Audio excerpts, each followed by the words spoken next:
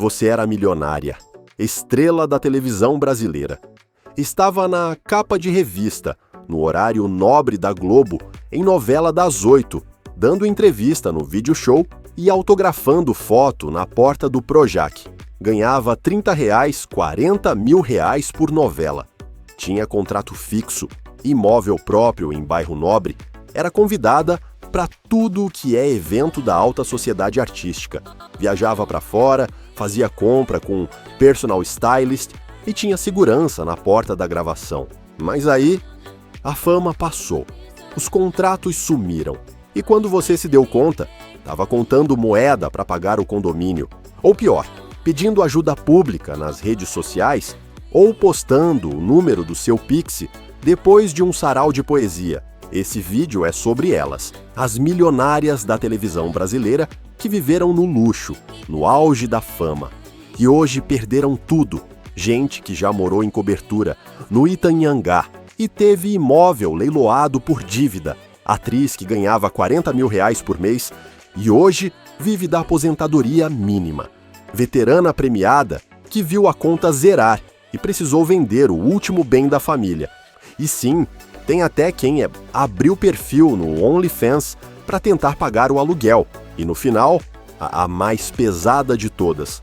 Uma estrela consagrada, com carreira longa e apartamento no Leblon, que hoje pode ser despejada judicialmente por falta de pagamento. Então, prepara o coração.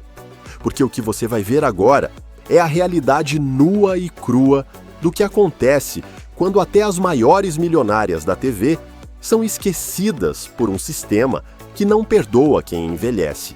Durante mais de uma década, Guta Stresser foi uma das milionárias mais queridas da TV brasileira. Ela era a Bebel de A Grande Família, série de comédia que ficou no ar de 2001 a 2014 e foi, por muitos anos, a campeã de audiência da Globo. No auge, Guta era contratada fixa da emissora e recebia salários mensais entre R$30 a R$40 mil, além de cachês publicitários e participação em merchandising dentro da série. Tinha apartamento próprio, plano de saúde de ponta, dinheiro no banco e status de estrela consolidada. Mas a vida dela virou do avesso. Depois que A Grande Família chegou ao fim, a atriz teve dificuldade para se recolocar em novos projetos. Sem contrato fixo, passou a depender de trabalhos pontuais e da própria reserva financeira. Foi aí que uma sucessão de eventos desabou tudo de uma vez. Guta tentou engravidar por meio de inseminação artificial, um procedimento caro que exigiu múltiplas tentativas. Boa parte da reserva que ela tinha acumulado em mais de 10 anos de Globo foi embora nesses tratamentos. Em seguida veio o pior.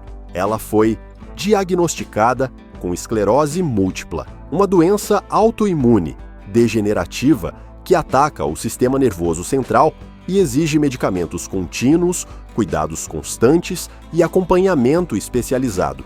Sem renda fixa, com a saúde frágil e sem conseguir pagar o financiamento do imóvel onde morava, uma casa no Itanhangá, zona oeste do Rio de Janeiro, Guta Stresser foi despejada judicialmente em 2023. O imóvel foi a leilão e a atriz perdeu tudo o que havia pago.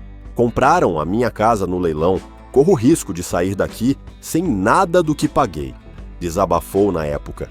Sem casa, sem contrato fixo, com a saúde debilitada e longe dos holofotes, Guta confessou: já me vi quase na mesma merda antes de entrar em A Grande Família. Só que eu não tinha 50 anos, nem esclerose. Hoje ela sobrevive com ajuda médica pública, pequenos cachês ocasionais e o que resta de sua poupança, que também está prestes a acabar. E mesmo com tudo isso, segue pedindo dignamente por oportunidades de trabalho. Mas, se Guta perdeu tudo tentando manter a saúde, a próxima atriz da nossa lista teve um caminho ainda mais amargo. Ela foi uma das mulheres mais desejadas da TV brasileira nos anos 70. Hoje, sobrevive com repasses de menos de R$300 por reprise. Nos anos 1970 e 1980, Kátia D'Angelo era sinônimo de beleza, talento e sensualidade na televisão brasileira. Fez novelas marcantes, como Anjo Mal e Dancing Days, e foi uma das atrizes mais requisitadas da Globo naquela época. No auge da fama, ela ganhava bem, participava de produções em horário nobre, era presença constante em eventos e chegou a ser capa da Playboy em 1979, um feito que, na época, representava fama consolidada e contratos milionários por trás dos bastidores. Mesmo sem números oficiais divulgados, estima-se que suas participações renderam dezenas de milhares de reais por projeto, o que, corrigido hoje, colocaria Kátia com folga na lista das milionárias da TV. Mas os anos passaram. Aos poucos, a televisão foi deixando de chamá-la. Ela não teve contratos fixos nos últimos anos e passou a depender exclusivamente de pequenos repasses por reprises de obras antigas. Em 2024, Kátia fez um desabafo que viralizou nas redes sociais. Postou um extrato de rendimentos no valor de R$ 258,80, referente à sua participação na reprise de Tititi, da Globo. "Parece piada", escreveu ela. "2 dias de gravação, um papel importante, e é isso que pagam. Sem contrato, sem reserva de aposentadoria sólida, sem imóvel registrado publicamente e sem cachês regulares, Kátia D'Angelo revelou que sobrevive com o mínimo. Trabalhos esporádicos, ajudas de colegas e amigos e o que ainda cai de direito de imagem, mesmo que seja menos de R$ 300 por vez. Ela não escondeu a frustração. "Eu não tô pedindo favor. Tô só lembrando que a gente construiu a TV que vocês assistem hoje e que agora a gente precisa que ela não esqueça da gente." Hoje, Kátia vive com dignidade, mas sem segurança. Não há notícia de imóveis ou patrimônio, não há novos projetos confirmados. E assim como tantas outras milionárias da TV, ela é mais uma vítima do esquecimento e de um sistema que aplaude enquanto rende ibope, mas abandona na hora em que o brilho começa a apagar. E se a história dela já é dura, a próxima é ainda mais emblemática. Uma atriz que fez novelas históricas, morou no Leblon, ganhou prêmios e hoje está com o apartamento penhorado pela justiça por causa de uma dívida de plano de saúde. Joana Fom é um nome gigante da dramaturgia brasileira. Premiada, cultuada, com carreira iniciada ainda nos anos 60, ela foi estrela de novelas como Dancing Days, Tieta, Chica da Silva e Mulheres de Areia. Durante décadas, Joana foi referência de atuação. Uma verdadeira milionária da TV com contratos fixos, prestígio, estabilidade e imóvel próprio no Leblon, um dos bairros mais caros do Rio de Janeiro. Seu padrão de vida refletia essa realidade. Ela morava bem, tinha reserva financeira e era reconhecida como uma das atrizes mais sólidas da teledramaturgia. Mas, como em tantas outras histórias, o tempo passou e a estrutura ruiu. O contrato fixo com a Globo acabou em 2013. Sem convites consistentes, Joana passou a viver de participações esporádicas e de sua reserva pessoal, que foi se esgotando com os anos. Em 2016, aos 75 anos, ela fez um desabafo público. "Estou com a corda no pescoço. O dinheiro do empréstimo acabou e já estou devendo o condomínio. Sem renda fixa, sem trabalho e com custos altos de manutenção, a dívida cresceu. E o que era um problema pontual virou em um processo judicial. A gota d'água veio em 2023. Uma seguradora de saúde acionou Joana na justiça por uma dívida de plano de saúde iniciada em R$ 24 mil e que, com juros, passou de R$ 100 mil. Resultado: o apartamento dela no Leblon, avaliado em mais de R$ 1 milhão, foi penhorado. Sim, a justiça pode tomar o único bem de Joana Fom, caso a dívida não seja quitada. "Corro o risco de sair daqui sem nada do que paguei", disse ela, aflita. Hoje, Joana vive no mesmo apartamento, ao lado do filho, esperando um desfecho.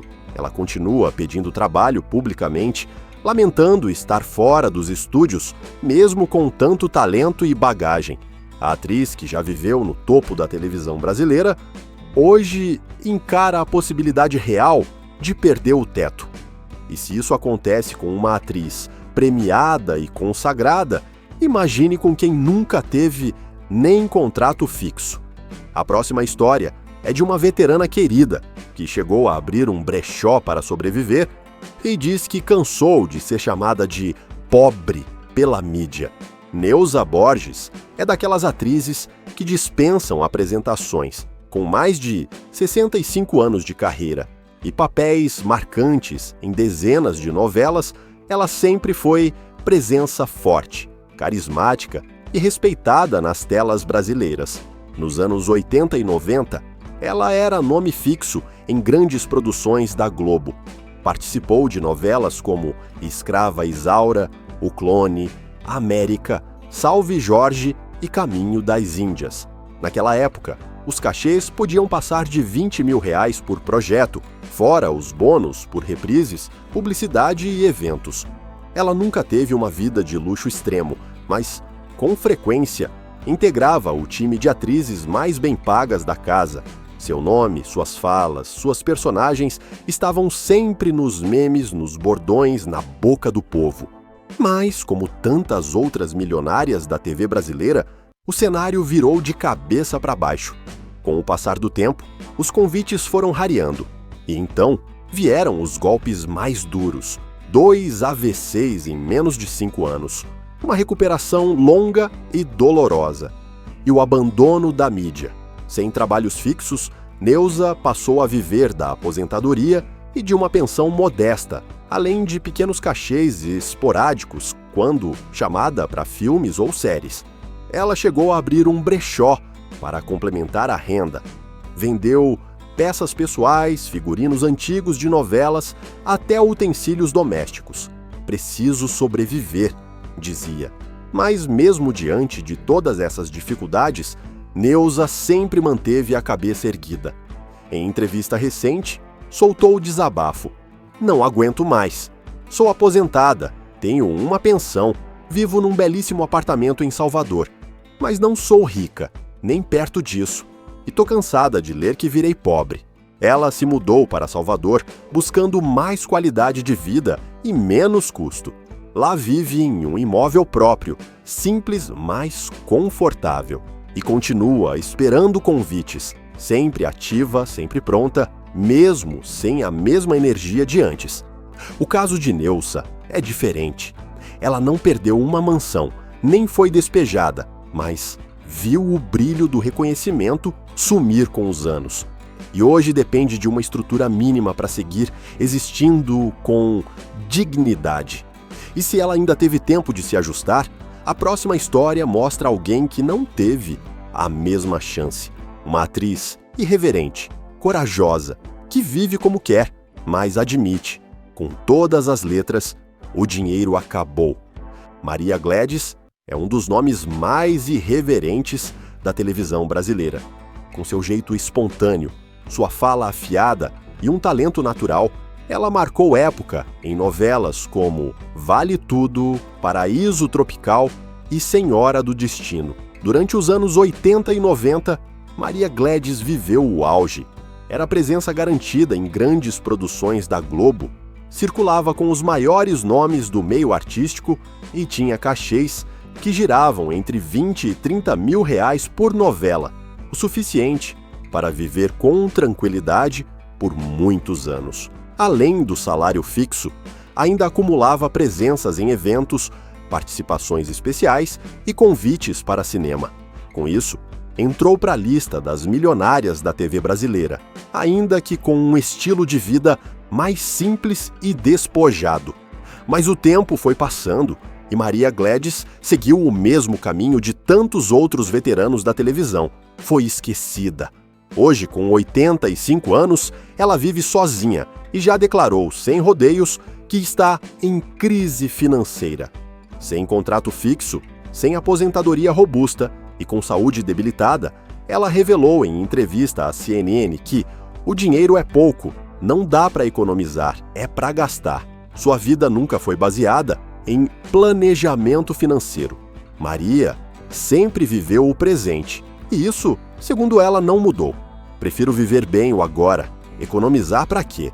Se der vontade de comer uma coisa boa, eu como. E pronto. Mas essa filosofia cobrou o preço. A atriz contou que teve que vender um apartamento em Cabo Frio, imóvel que possuía há anos, para arcar com despesas médicas e custos do dia a dia. Filhos e familiares chegaram a ser acusados de roubar a aposentadoria dela. Mas Gladys fez questão de negar. Ninguém me roubou, eu é que torrei mesmo. Hoje ela vive de aposentadoria baixa e de pequenos cachês que surgem de tempos em tempos. Não tem imóveis, não tem plano de saúde completo e vive como pode. Maria Gladys nunca teve medo de dizer o que pensa, mas é impossível não sentir a dureza da sua realidade. Uma mulher que brilhou, que foi aplaudida, que era querida pelo público e que hoje sobrevive sem garantia de nada. E se ela ainda consegue manter a lucidez e o senso de humor, o próximo caso da nossa lista mostra uma atriz que perdeu tudo, inclusive o próprio lar. Ela foi estrela da maior comédia da televisão brasileira, mas hoje está doente, divorciada e sem teto. Elas foram milionárias da TV brasileira.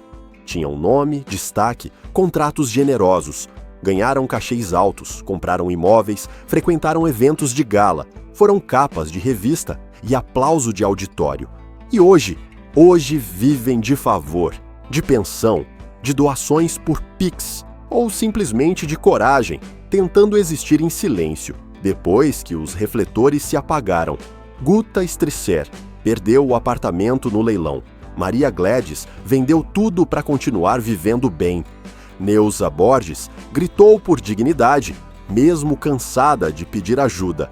E Giovanna Gold vive do próprio corpo na internet para pagar as contas do mês. Nenhuma delas foi ingênua, nenhuma ficou pobre de repente. Mas todas viveram o mesmo erro: acreditar que o sucesso de ontem garante o conforto de amanhã. Não garante. E a televisão brasileira é prova disso. Ela fabrica celebridades, mas raramente cuida delas depois que viram ex-famosas. Essa é a verdade dura, por trás dos holofotes. Por isso, se uma coisa esse vídeo precisa deixar clara não é só falta de trabalho, é falta de estrutura, falta de proteção e muitas vezes falta de escolha. Talento elas sempre tiveram, mas quando os contratos secaram, elas estavam sozinhas e expostas. Então agora é com você. Qual dessas histórias te tocou mais? Você já desconfiava que a vida de artista podia virar isso? Comenta aqui embaixo, compartilha Subus e o vídeo com quem precisa ver e me conta qual outra atriz ou celebridade você acha que merece ser lembrada. Porque se a gente não lembrar agora, o esquecimento vai chegar primeiro.